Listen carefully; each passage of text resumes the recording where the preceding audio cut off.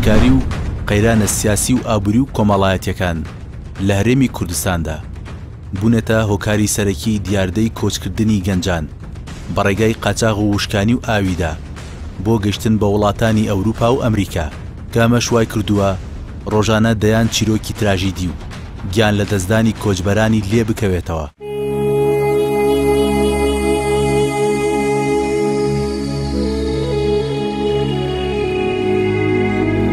وەدا ئیش و کاسبیا گەڕنا بەس بە ئیش و کاسبێ ڕۆی تێچم لێ بەشکە ئیشێکم دەستکەوێت لێر هیچ ئیشێکم نییە. داواکارتان چییە حکوومەت چیتان بکە بۆ ئەوەی سوراخی لە تەربی کوڕەکەتان بزانێت؟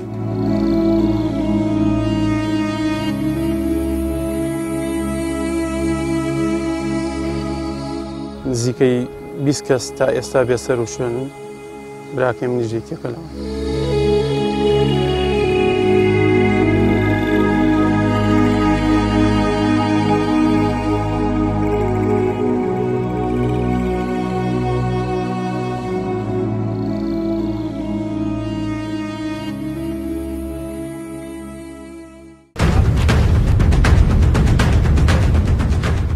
تازترین هەواڵە تاوەکو تۆمارکردنی ئەم بەرنامەی ئێمە لەسەر بێسەر و شوێنبوونی ئەوانەی کە لەم دوایە لە یەختەکەیان نقم و لێوانان چییە چیتان دەستکەوتووە؟ ئەو بەنابەرانی بەداخۆ گیانان لە دەزاویا بێسەر و شوێنبوونە هیچ بەڵگەنامەیەکیان پێ نەبووە.